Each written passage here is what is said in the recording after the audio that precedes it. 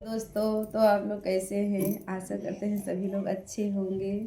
और हम लोग लेकर आए हैं एक भजन गीत। कैसे लगेगा कमेंट में ज़रूर बताना।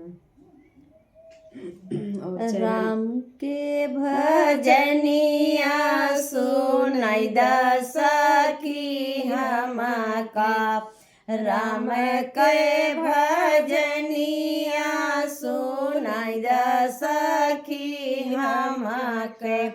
सोने की थाली में जेवना परोसे।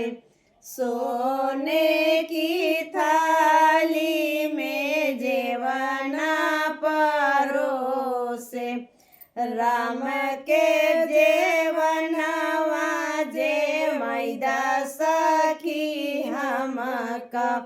राम के जेवनवा जे मैदा सखी हमका। राम के भजनिया सुनाई द सखी हमका। झड़े गेड़ुआ जमुना जल पानी। झंझड़े गेड़ुआ जमुना जल पानी। राम के गेड़ुआ घुटई द सखी हमके।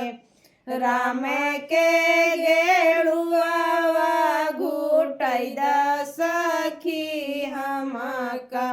राम के भजनिया सुनाई द सखी हमका।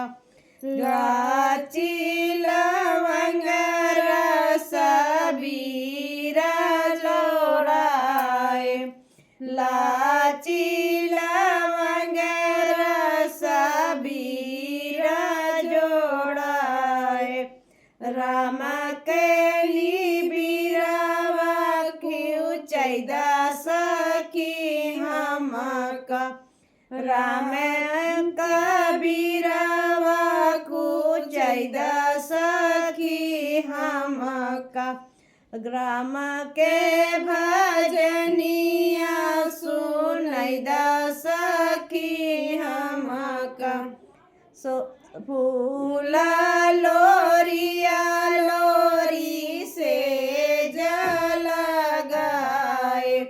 फूला लोरिया लोरी से जल गाए। राम से जिया सुतई द सखी हमके। राम से जिया सुतई द सखी हमके। राम के